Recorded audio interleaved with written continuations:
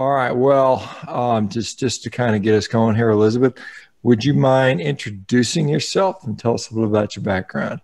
Okay, I'm an American. I'm an osteopath and a naturopath.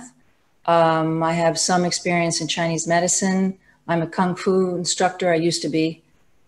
And I live in Italy and I have a practice here. I do online consultations. I have a studio, which, however, now is sort of closed because of the restrictions. And I wrote a book called about menopause called Good Fat is Good for Women, Menopause.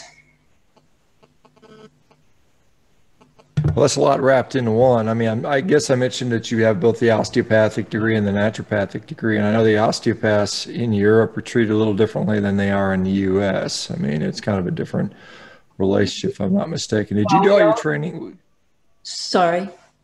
I was going to say, did you do your training in the U.S. or was it done over No, in in Europe? Italy. In Italy, we Okay. have in the U.S. and in Europe, you do the same. You do the first 3 years the same as medical school in the U.S.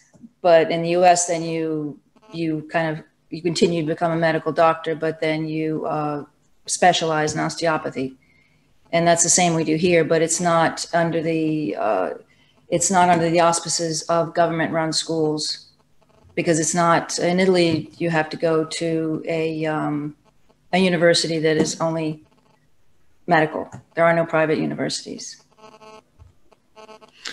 Yeah, I remember I gave a lecture with somebody who was an osteopath from Italy, and they were telling me about the differences. I thought it was quite interesting.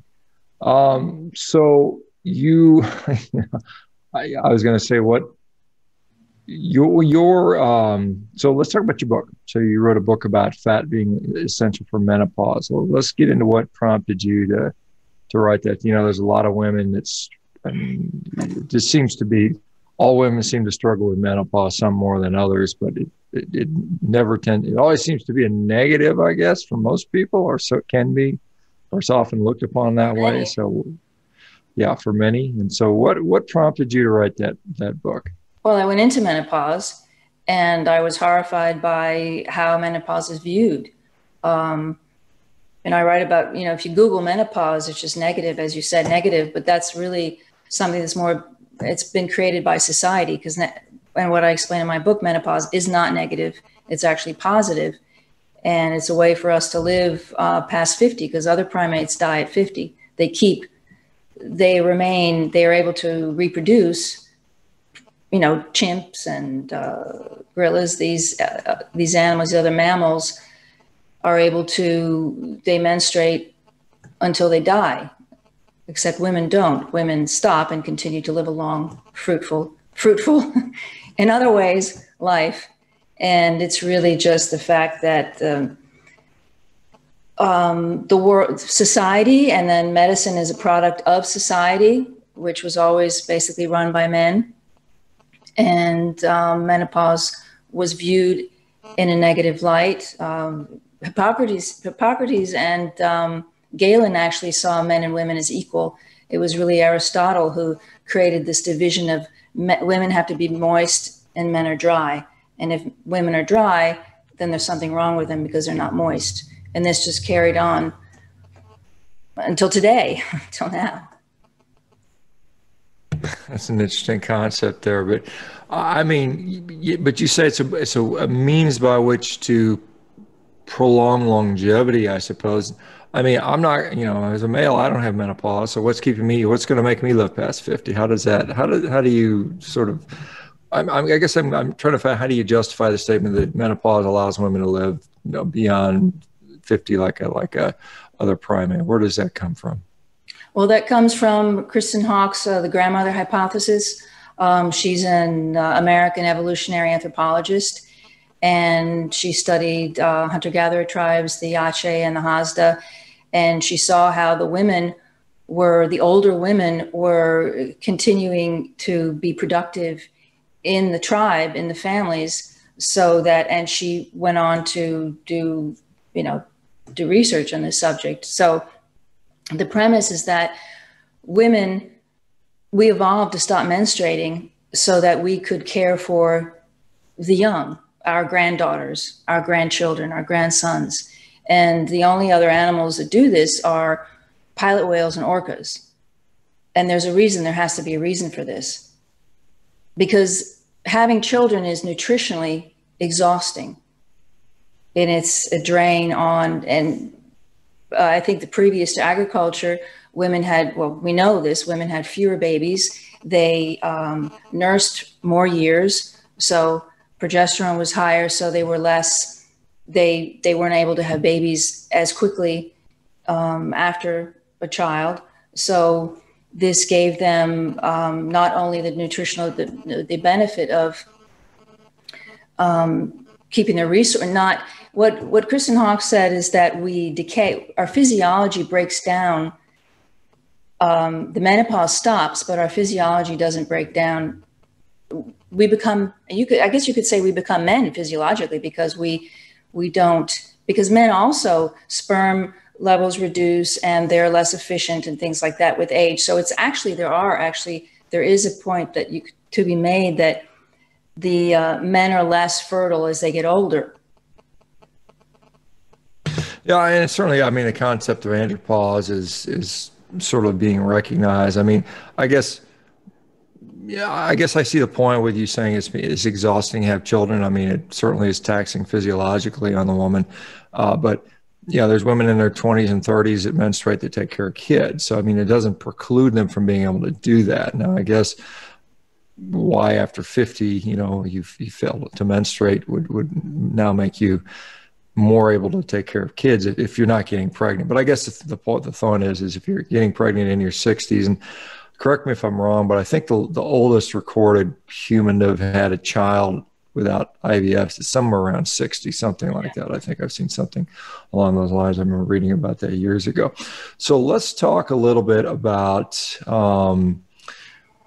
so what's going on with hormones and with menopause, and how does diet impact that? I mean, because you talk about good fat being, and let's maybe define good fat for a second there. But let's talk about the role of fats in menopause, I guess. Okay, well, I just want to, I mean, if you talk about menopause, there are all these symptoms that are associated with menopause. So what I'm actually saying is that menopause, I mean, we have to think about why women do go into menopause, and these symptoms that are associated with menopause. As you know, not all women have them. And it seems that they have been exacerbated, by diet.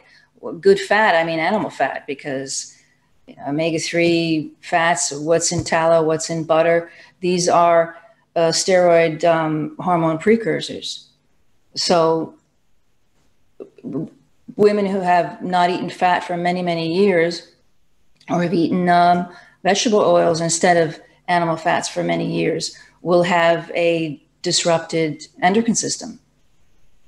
So it's how the hormone cascade of not only making the steroid hormones in the ovaries, but also synthesizing them, but also the cascade of synthesizing them from androgens, from adrenal hormones. And that all comes from fat. Cholesterol. Yeah, I mean, we know that cholesterol or vitamin D, progesterone, estrogen, so on and so forth, testosterone, all these hormones, sort of the cholesterol is at the base of that, that production's backbone. So, many people say, well, your liver makes it anyway, so you don't, why would you need to eat it if your liver's making 80% of it? So what is the justification for having to actually eat it? It's like glucose. I mean, we say, well, our liver makes glucose. We don't really have to eat it. Same thing can be said for cholesterol. So what is the difference that we have to ingest it beyond what we make? Well, I think their liver, it certainly makes it. All our cells need cholesterol. So I think that we need more of it. We need to make more of it the more stressed we are. So you could make the argument that the more stressed a woman is, the more she's going to have a deficiency in steroid hormones, just like we all do. I mean, we know that people who have low cholesterol levels suffer more from depression and all kinds of other health issues. So maybe it's if we lived on a desert island or on an island and we didn't have to work very hard, we could just reach out and grab a fish. Maybe it would be enough for the liver to make it. But I think that in our society today, we really do need a good hormonal reserve, I guess I'd say. Yeah, and there's other dietary components that lower cholesterol. I mean, one in particular, we talk about fiber. Fiber is it sort of binds cholesterol so that we don't absorb it. Is there a reason to either eat more or less of it based on this? I think that we shouldn't eat anything that would interfere with our ability to use the cholesterol and synthesize steroid hormones from it. So yes, if you're eating a high fiber diet and you're interfering with your ability to absorb the cholesterol and you're under a lot of stress, that would be an issue because you wouldn't be able to create this reserve. I think we all need a hormonal reserve. We know that people who are very lean, who are under a lot of stress, may not do as well as people who have a little bit of fat on them, for instance. Yeah, I mean, we see that classically with female athletes. There's this female athletes triad that people have, talked about for decades now, and it has to do with, they lose their ability to menstruate. This is premenopausal typically, due to excessive leanness, excessive exercise, excessive dieting. We see that, and usually these girls are going on these very low fat diets and then doing just tremendous amounts of exercise, and we see that. We also see, fragility fractures start to occur. So, how do you, I guess, in your experience with menopause and some of the symptoms, we typically hear about hot flashes and sleeplessness and discomfort and dysregulated menstruation, spotting, and all those things. How does diet seem to impact those things, and why does it impact those things if it does? Okay, I just want to add that I've had 15-year-old patients who aren't unable to menstruate because of how they eat. So I wouldn't say that the athletes who are avoiding fat or are exercising so much that they're not able to make their steroid hormones and stop menstruating, I wouldn't say that's perimenopausal or premenopause. Well, these symptoms that are associated with menopause, all the negative symptoms, bitchy, forgetful, fats, cognitive decline, bone decay, vaginal dryness. My premise is that in menopause, after menopause, you are no longer making as much estradiol in the ovaries. Of course, there are 3 estrogens, and before we menstruate, before puberty, we make E1 and and then we'd make it again after menopause. So it's really just to be reproductive, to have babies that you need estradiol. All the receptors that they're all constantly finding that in the brain and the bones and all the estrogen receptors in different tissues aren't necessarily looking to bind with estradiol, because you only need that when we are trying to get pregnant. So these symptoms can be related to the fact that a person who has avoided fat or is unable to absorb fat, their adrenals, since 85% of the steroid hormones of the estrogen will be synthesized in the adrenals, they won't be able to do that because they'll be so deficient in adrenal function.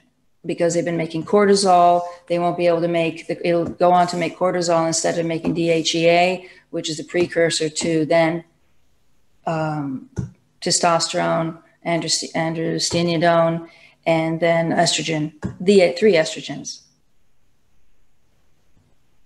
Yeah, and I think that's an interesting, facts you bring up about the adrenal function, because a lot of people assume that the sex hormones are made in, particularly female sex hormones are made in the ovaries, and they don't realize that there's other tissues that can produce these. And that's why, so as many women go into menopause, I mean, the classic scenario, and I don't know if it's changed much, is, it's hysterectomy, oophorectomy, it's just a total abdominal hysterectomy has been widely done for years and years. And I don't know, I guess assuming prior to the, maybe the 20th century, I don't know if they were doing it in the 19th century, but in the 20th century, yes, they were. Were they doing it? They were doing hysterectomies, and thousands of women who were considered, who I don't talk back to their husbands, who were sad, who, it was Victoria Woolf, Victoria Woolf was told by her psychiatrist to have a hysterectomy because she was depressed. All these women it was a time when surgery really advanced, because it was basically find it and cut it out. If you don't know what to do, just open the belly and cut it out. And unfortunately, women were subject to experimentation. So yes, because women's health was associated with the reproductive organs. So psychological, mental issues, any single thing that existed, the idea was to take out, to do a hysterectomy and an oophorectomy. So thousands of women had a disrupted, destroyed, massacred endocrine system. And this, yes, they did have symptoms. If you were 30 years old and they take out these, we don't even know all the hormones with these organs and women need these organs. Perhaps we need them for other things besides having babies. So you can't just take it out and expect everything to be okay. And in the book, I talk about how the idea of menopause and every single pharmaceutical that is prescribed for menopause, all the research and tests were done on women who'd had hysterectomies, oophorectomies when they were very young, children who were born without ovaries, and young girls who had gonorrhea and syphilis. So not what you could say a normal, healthy menopausal woman. Yeah, and it is, something that I think we've hopefully getting better, but, we see that across the board with medicine in general. We see this, one size fits all, and we see that, obviously women and men have very different needs physiologically and medically. And we see the same thing with some of the racial disparities, African Americans, Hispanics, Native Americans, Japanese, with diabetes. We see different things coming on. And so we're starting to recognize that, with heart disease with women for the longest time, we finally figured out they had different symptoms for heart attacks. They had different features with their heart attacks. And we're starting to wake up for that. And then when I kind of extrapolate that and say, well, maybe people on a low carb diet have a different, cohort and different set of symptoms and requirements as well. It's not as well accepted, but we're definitely seeing that with, with the different sexes. And I guess my question is, at some point in history, let's go back 1,000 years. They weren't doing hysterectomy. I don't know. Maybe they were doing hysterectomies 1,000 years ago. No, they were bleeding. What's that? Bloodletting. Yeah, bloodletting. Sure. And, we still do a little bit of bloodletting today. We see people with hemochromatosis and some of those things where they bleed us, and that seems to have a therapeutic effect. But we, let's just presume we're in the age before surgery, whatever time we want to say that is, 50,000 years ago. Obviously, a hysterectomy 50,000 years ago would likely be a fatal event, would be my guess. I just don't think we could have done that. You'd have died of infection or something along those lines, and where they were doing that. So I guess the question I really have is because a lot of the thought has been having a uterus in place after you've kind of gone through menopause is somehow dangerous, and somehow it might be an organ that's prone to cancer. I think that belief still persists among some people. Is that true to say that? And what are your thoughts on that sort of sentiment? Well, I just have to add that menopause didn't exist until the 1870s. Women stopped menstruating, but menopause as a condition didn't really exist. Okay, the word was invented then. There's no word for menopause in Chinese. So there are a lot of cultures that don't view menopause the way we do medically and socially in the US, in the West, because it's the same in Europe. I wouldn't say that any organ that we're born with is unnecessary. I think that if a woman's uterus is prone to cancer, there's plenty of other endocrine issues that would cause that, or a complex of issues. We know that PCOS is caused by insulin resistance, for instance. That's why I keep coming back to diet. There's Ornella Mascucci, who I cite in my book, did a lot of her research in Victorian England on women who had cancer of the uterus, cancer of the ovaries in that time. And yes, that's when they started cutting them out. But these women this was right around industrial, when people, industrial society, when women were working long hours, dark places, eating terribly, pollution was awful, rickets, you were talking about the other day, was rampant. So I think that we get cancer perhaps in a place that is affected by other issues, by other causes, not necessarily the fact that you can't come to the conclusion that a woman should not have this organ in order to if after she's had cancer, perhaps there's something else that could be done. But the fact that she has a uterus until her 50s or 60s is not why she got cancer. Yeah, and that certainly makes sense. I mean, we can look at, like, say, breast cancer, for instance. I mean, men can get breast cancer. It's usually pretty unlikely. I mean, I think 1% of breast cancers are in males. I mean, obviously men can't get uterine cancer. I mean, Yeah. that would be pretty interesting if that would happen. But so we have these other factors going on. So let's talk a little bit more about, so we've got a woman that's, 47, whatever age they're starting to enter this perimenopausal period, where you just start seeing these effects, and I don't know, I mean, maybe it lasts 5 years, maybe it lasts 3 years, maybe it lasts 8 years. I think it varies from woman to woman. What do they do? How do you sort of tell people, what are the things they do? Obviously diet has a role. We can talk about that, but with the whole gamut of things that should be perhaps utilized.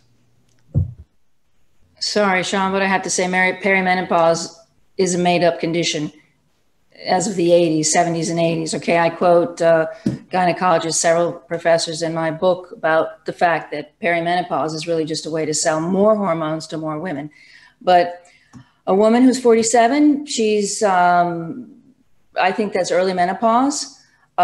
She probably has not been eating avoiding fat for a long time, avoiding animal food. And because it's down to the adrenal function, she may have been very stressed a lot of her life. Maybe she was like me, avoiding eating at all when she's 15. When I was 15, I went through a phase where I didn't eat. I was anorexic for a few months, bulimic.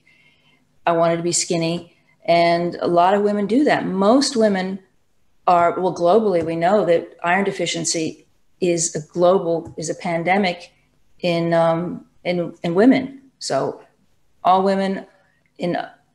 most women in all other countries are iron deficient because they don't get the meat. Women in most societies don't get the meat. In Italy, they get the pasta.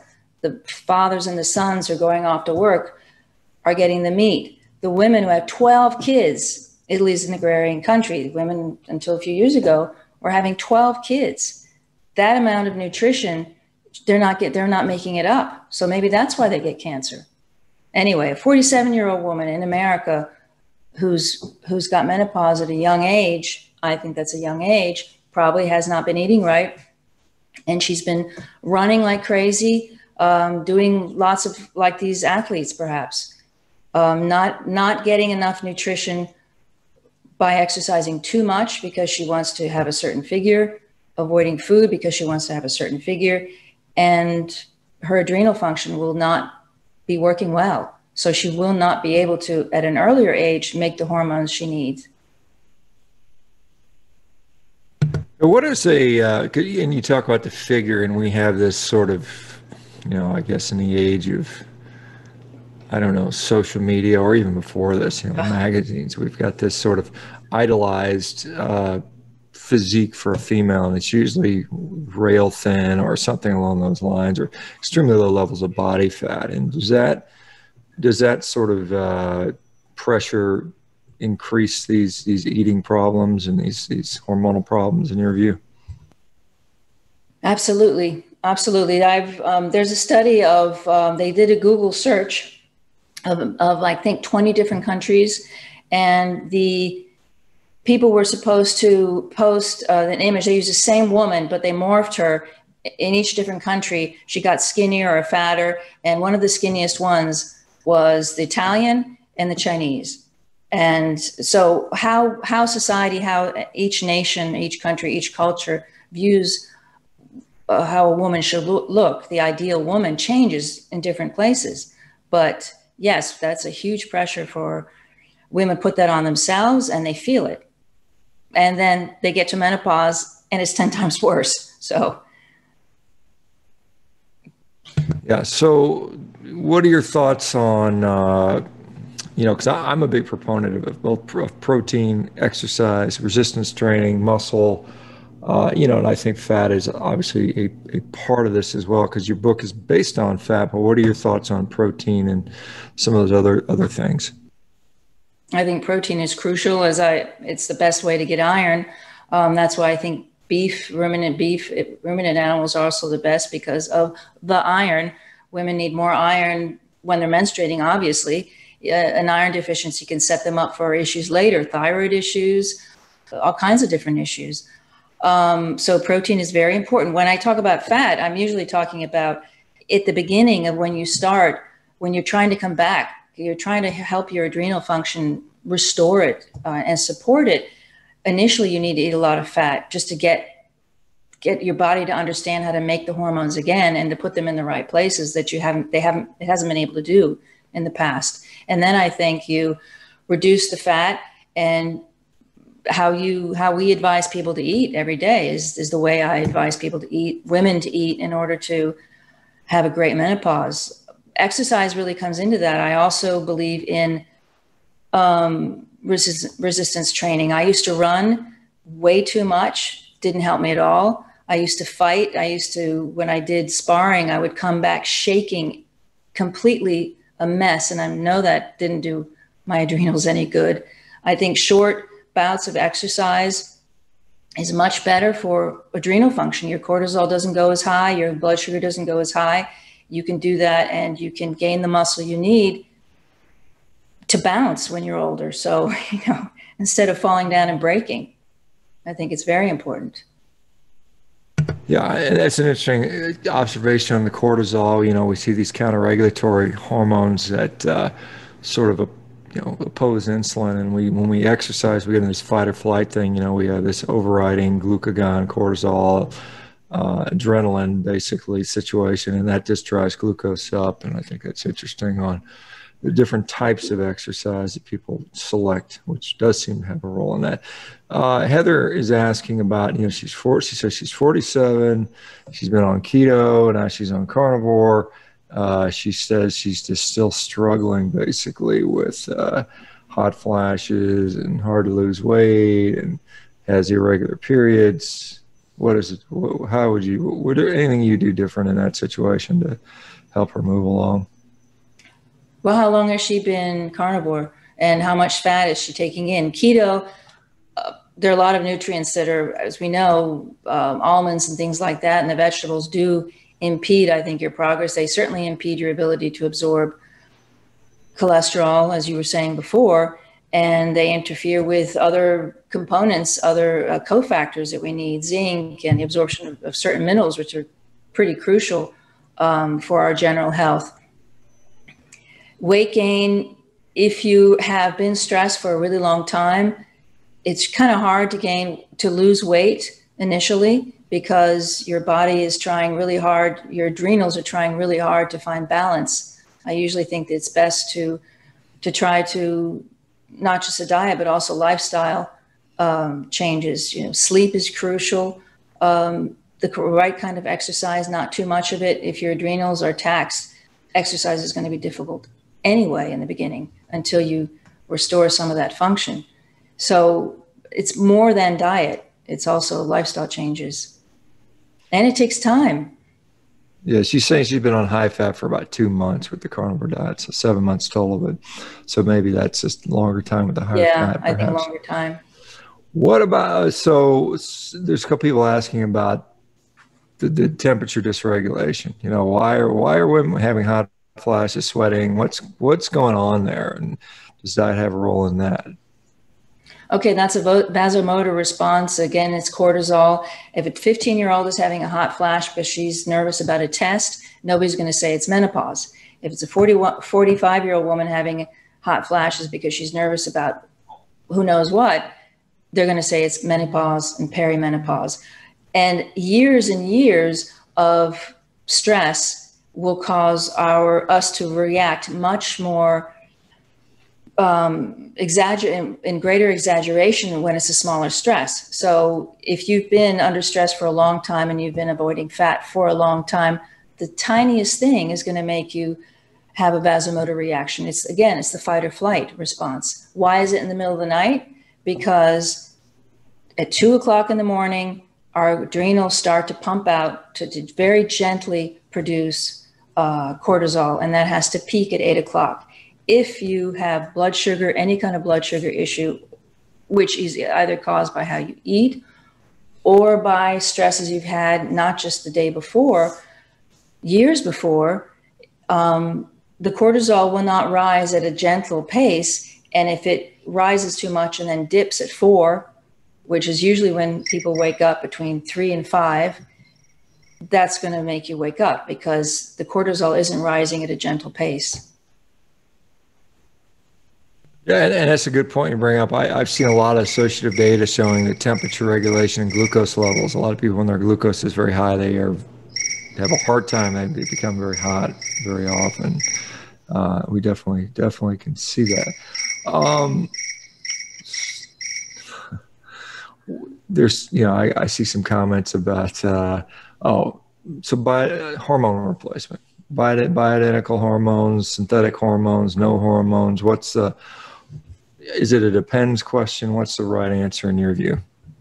I would hope that a woman would try to restore her adrenal function and make her own hormones. There's way too much, I'm sure you know, that synthetic hormones, conjugated estrogens, progestins are not the same that we make. They come from horse urine. They come from, they're not, I go into the reams of research that displays and illustrates that these things are not good for women. They create hyperplastic tissue. They're not metabolized the way our own hormones are. So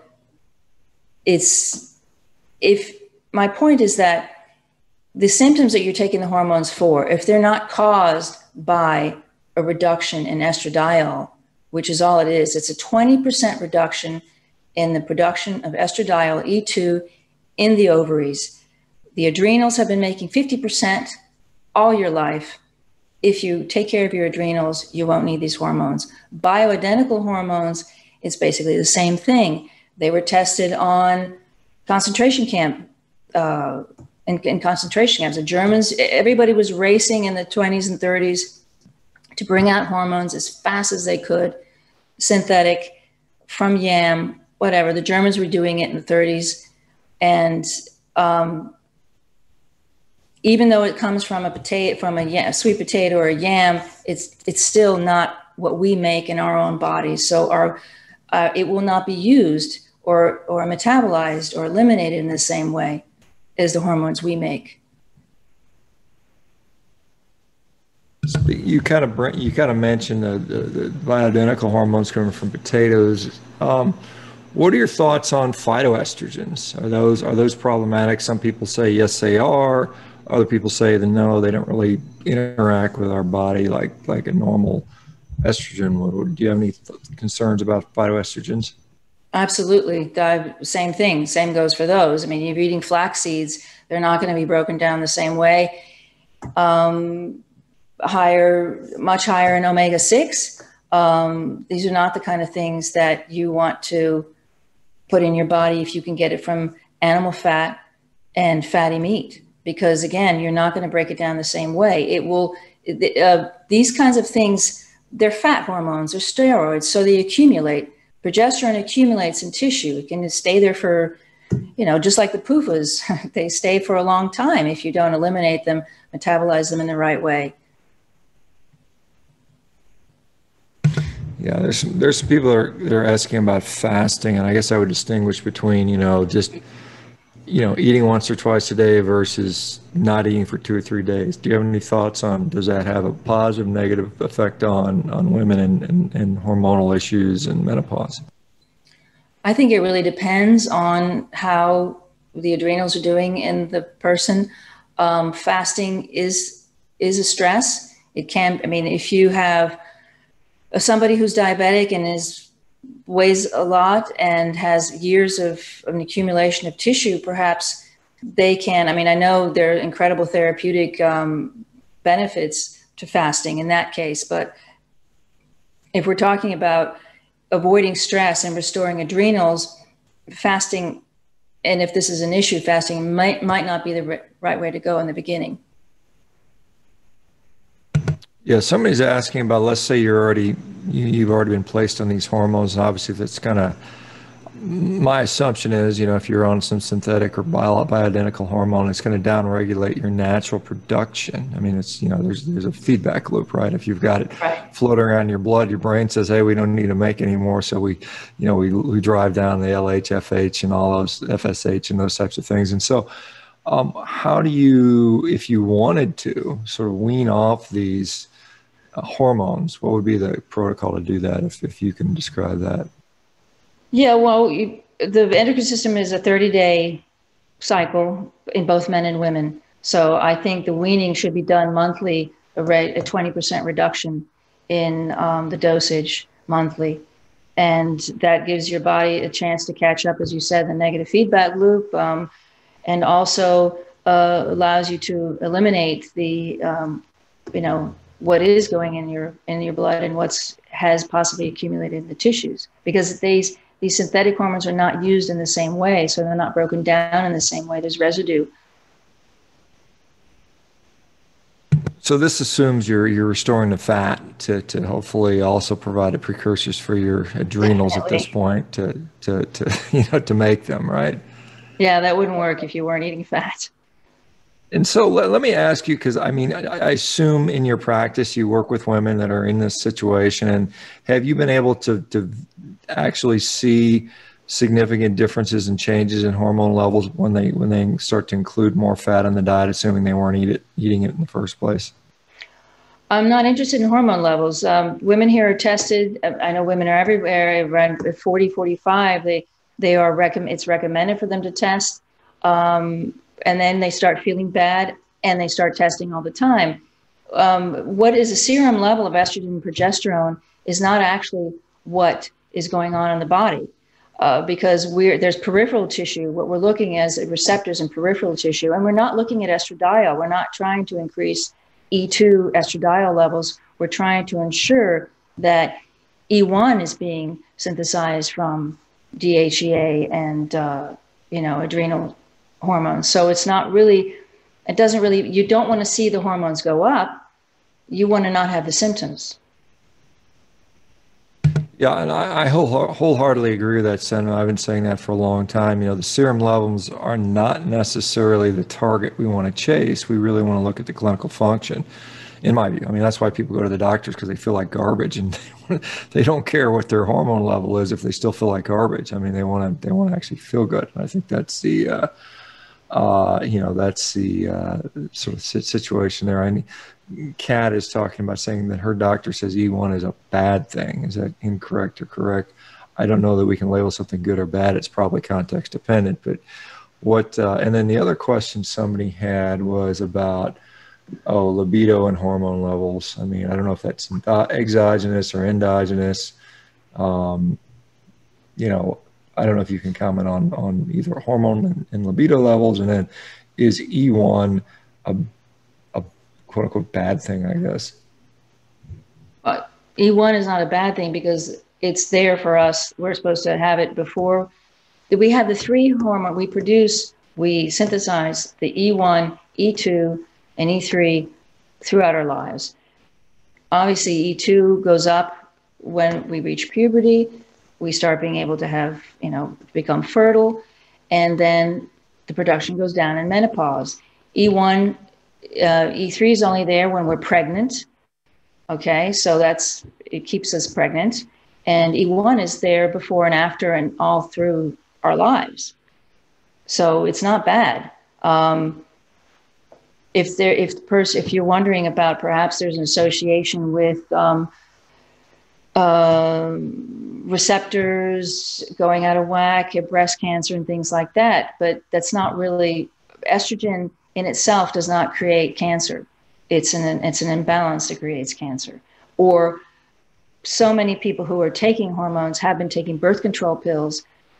They will have in their blood synthetic hormones from puberty, if that's when they started taking hormones. So this is the kind of estrogen, the synthetic conjugated estrogen is what actually can cause abnormal cell growth. So we know that since they knew that from the beginning. The people who devised the Wyeth, who first isolated estrogen, knew from the beginning that injecting too much of it into rats made them have cancer. Libido is it's not involved in your libido. It's your cortisol levels.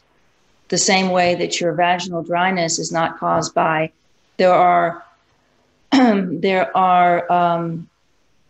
different kinds of vaginal discharge related to, and only one, which is reduced, is related to for fertility. So women actually have these mucus-producing glands in the vagina throughout their lives that have absolutely nothing to do with fertility or estrogen. But they do have a lot to do with cortisol levels. And I think libido, and I talk about this in my book, is very much related to cortisol. If you have high cortisol levels, it's going to be very hard for you to be turned on, because fight or flight is going to be the most important thing in your brain and your body. And your sympathetic nervous system is absolutely not going to be able to relax and enjoy. Yeah, I can see that. If you're running for your life, probably stopping to have sex is probably not a good situation typically. But we see that in some of the movies sometimes when people are, they sometimes they show that sort of stuff. But hey, let me ask you: there is this concept of estrogen dominance, and typically it's sort of noted in a negative light. Particularly, we see it around men who have a lot of obesity. They start to develop, breast tissue and a whole host of other things. What is the story on estrogen dominance? And I guess particularly as it pertains to women, is it a problem? And I mean, it just seems like a broad term without any real clear guidelines as to what it really is. Well, there are 2 things going on. Xenoestrogens, which are very difficult to get away from now. They're in all creams.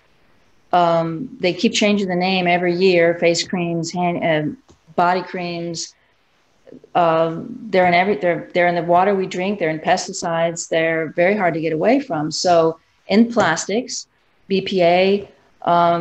So these things go into our body and kind of confuse our endocrine system yet again into thinking that they're estrogens, what their body doesn't know what to do with. So it may continue to make more, or it may not make enough of the estrogens you do want. And we do know that a high carbohydrate diet creates insulin resistance, which will create, that's usually what's associated with estrogen dominance. Estrogen dominance, it's something that can be very, I think, if you change the way you eat and you try to avoid using a lot of the creams that have a substance in them that's what makes it silky and smooth, are these xenoestrogens. I think that's something that you can very easily address. I don't think you need to take progesterone in order to counter it, is what I'm saying. Because if you find balance, you don't need to take a different hormone, which is supposed to counter the estrogen that's in your body. I think it's better for a longer period of time, and there are no side effects to changing your diet and trying to remove some of these xenoestrogens. Yeah, and obviously, I mean, my assumption, it may be changing a little bit, but women tend to certainly be more users of these skincare products than men do. I mean, I personally, I don't care. I don't use anything. I just, take a shower and that's about it, We're trying not to be saggy, baggy, and bitchy. Well, I know. I mean, but do those creams actually work or not? Who knows? So, and there's some people out there that are using like these animal products, like tallow soaps and tallow cream. I do. I make mine. Creams and and so maybe that's a better option to do that.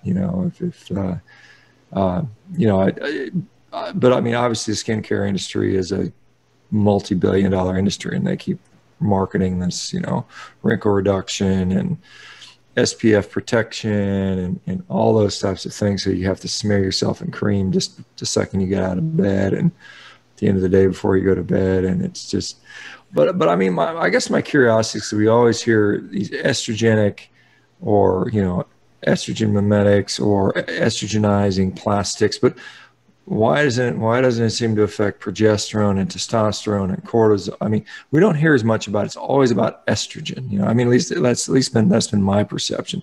Is it truly because that's what's being studied, or that these plastics really have no effect on these other hormone pathways? I mean, my assumption is they would. It seemed like they should, but I don't know. I mean, and it may be outside of your purview because it's probably some chemist's expertise, but we always just seem to hear about it in the context of estrogen. Well, I did a paper on xenoestrogens, but the reason why you always hear about estrogen is because women are taught to worry about it.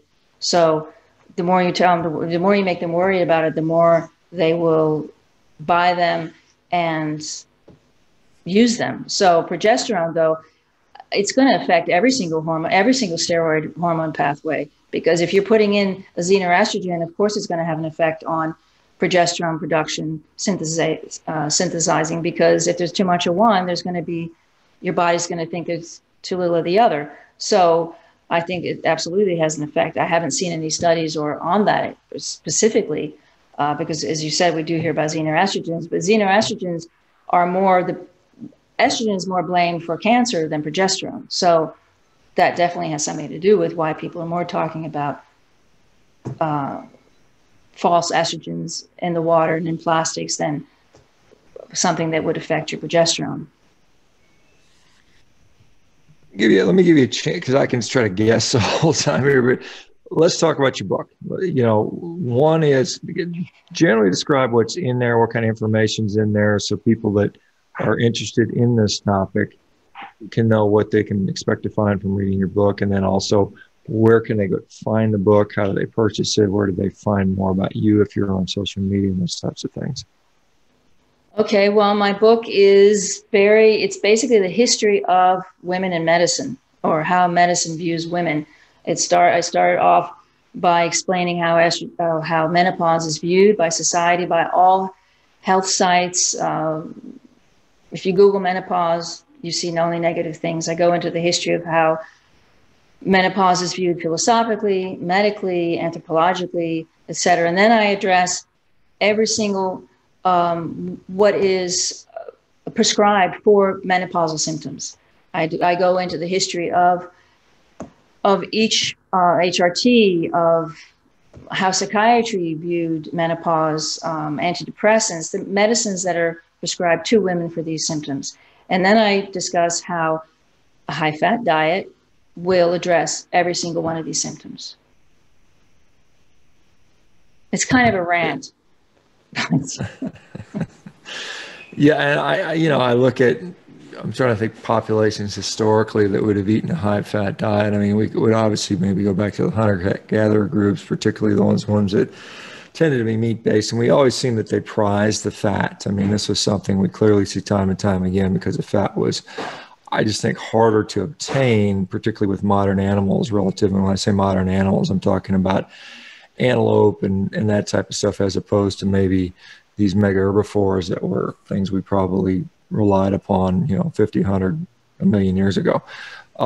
So, I mean, do we have any, I mean, how is menopause viewed among these other societies? You look at the polar populations, Inuit, the Nene, the Sami, and then some of the Nilotic African tribes, I think the Watusi and Maasai and some of these other groups, Dinkas. And do you have any information on how menopause was viewed or how it was dealt with back then? Or did they even have a word for it? As you said, some No word for it. Yeah. No word for it is viewed as women are considered libraries.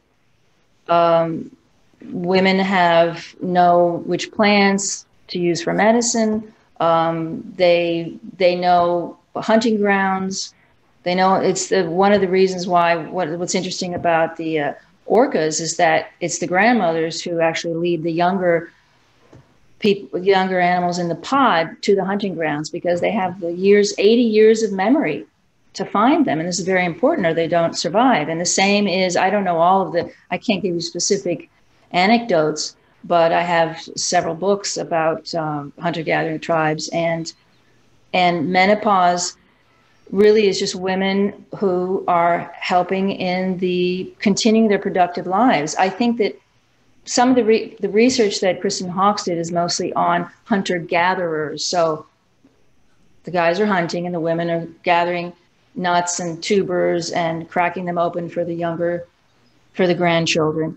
I think that when women, pre-agriculture, before women had to have 10 babies in order to plow the fields, women were more involved also in hunting. I think I certainly would have been back then. So I think that this menopause is really a Western thing.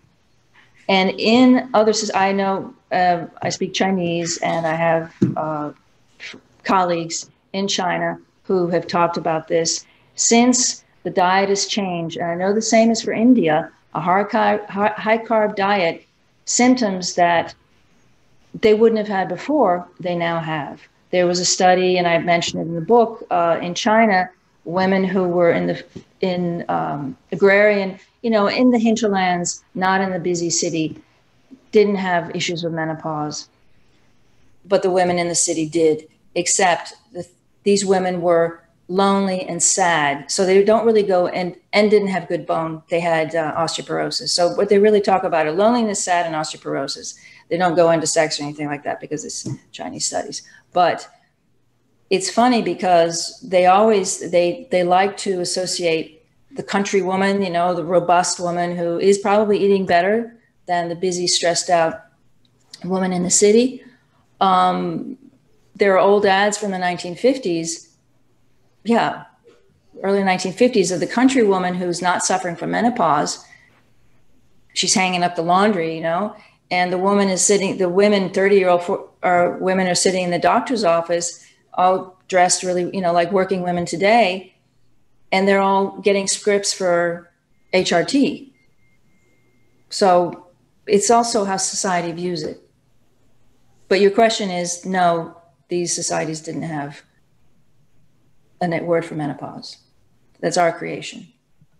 Yeah, and someone was asking, when you say high fat, can you more define that? I mean, is there a ratio that you would say is high fat? Like some people say high fat is, if you talk to a plant-based person, they say anything above 20% of your calories coming from fat is high fat, whereas people on ketogenic diets will often recommend 80% or more. So where do you fall as far as is there an ideal range or an optimal range, or is it somewhat variable? Well, what I've done is I do bring down the protein in the beginning. I do 1 gram of protein to a kilo of body weight, and I times the fat by 3 times the first month. And that usually gets somebody, absolutely, they go into ketosis, but they also have, some people may have, most of these women are usually constipated, so the fat doesn't I haven't had very little issue with kind of digestive upset we hear here, you know, diarrhea and things like that. But yeah, I take a kilo per kilo body weight, and then I times the fat by 3. And that's just the first month until people start to get a reduction in vasomotor symptoms and things like that. And it's worked for me so far. Yeah, and then I guess as they improve, you just kind of ramp things up a little bit and kind of take, because 3 to 1 is, I mean, that's something like 90% fat in the diet. I mean, that's a pretty, by calorie, that's a pretty hefty dose of fat. And do you find that women have, well, I assume you mostly look with women, but do you find that they sometimes have trouble tolerating that much fat initially? And if so, how do you deal with that? As I said, most of these women have been constipated. They always lose weight in the beginning. No one's gained weight. But yes, if they've been avoiding fat all their lives, since their body started to change, they became, you know, in puberty, which is when women start to avoid fat because they get breasts, they get hips, their bodies change. That's when they immediately stop eating fat often.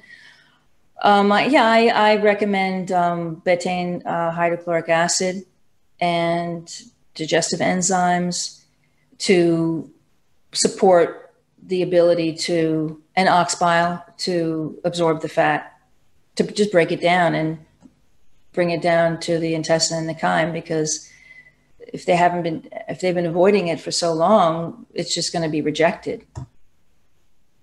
Often. Yeah, I mean, a lot of people have this BAM or bile acid malabsorption situation where they end up everything ends up in the toilet. And so, you know, you eat all this fat, and I see this sometimes too, is you don't absorb, so you lose weight because you're just, you know, all the energy is ending up in the toilet. And so, let's I haven't had though a lot, and I don't know if Italy's, you know, I have patients mostly in Italy, Switzerland, France, England, but I haven't had a lot of complaints with diarrhea.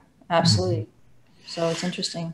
Yeah, I mean, we do see it. I mean, I know there's some people who do see it occasionally for sure, but I know. Sometimes, yeah, I find that if you sort of make the dosages smaller, so they're not eating all this fat in one particular bolus, and that may overwhelm the absorptive capacity at that given moment. You know, no, they're not eating 1 meal a day. They're eating small meals during the day. And that may be the difference there, certainly. And so let's say we get these people through this transition period. They've kind of lost their weight. They've kind of started to feel better. What becomes a maintenance diet at that point for you? I think 80-20, 60-40, depending upon what kind of exercise they're doing. What we recommend here as coaches, I think. Yeah, so basically the more exercise, they're going to do a little bit more protein, a little relatively less fat. Yeah, okay. All right, so name of the book again, where you can get it, because you failed to do that. I want to make sure people have access to this, people listening on the podcast. It's Good Fat is Good for Women Menopause. I'm working on one about adolescence. You can buy it on Amazon. So yeah, Good Fat is Good for Women. And it has sort of an inside joke, the egg on the front. So. All right. And then are you heavily involved in social media at all, or are you kind of more sort of not messing with that nonsense like some of us do? I am. I have several Facebook pages. I do some on Instagram, but I'm a sort of an amateur photographer, so I kind of use Instagram for my pictures. But trying to be more on social media. I'm kind of shy, so I just put up, you know, articles and things like that. I'm more of a writer, so I'm trying to learn how to make videos. Yeah, well, I think, you know, it certainly can be a productive tool. You can certainly do some things with it. It's also, depending on who you attract, it can be quite negative. As you can see, and someone's talking about Brooke Chaffles. I'm just going to discuss. As I just got back from Miami, I'm inspired to make a Cubano chaffle. So I'll be buying some, I guess I may be lazy and just buy some pulled pork and Black Forest ham and make the chaffle. Anyway, it's unrelated. You need to make the porchetta. Yeah, I saw the porchetta in Italy, and it looks like it's just ungodly delicious. It just seems like it's definitely going to be some more. Whereas so Brooke, that's my suggestion to you: make a porchetta for the group. See if you can come up with a nice recipe. It should be a nice challenge. So, all right, Elizabeth, thank you so much for doing this. Thank you. Appreciate it's great it. to be part of this community. Well, we certainly enjoy your expertise, and just like all of our other members, it's a pleasure to have all you guys here. Okay, I guess we'll see folks back tomorrow. You guys have a great day, and thanks again. Looking forward to seeing everybody again. Bye-bye. Bye-bye. Bye. Take care now. Bye.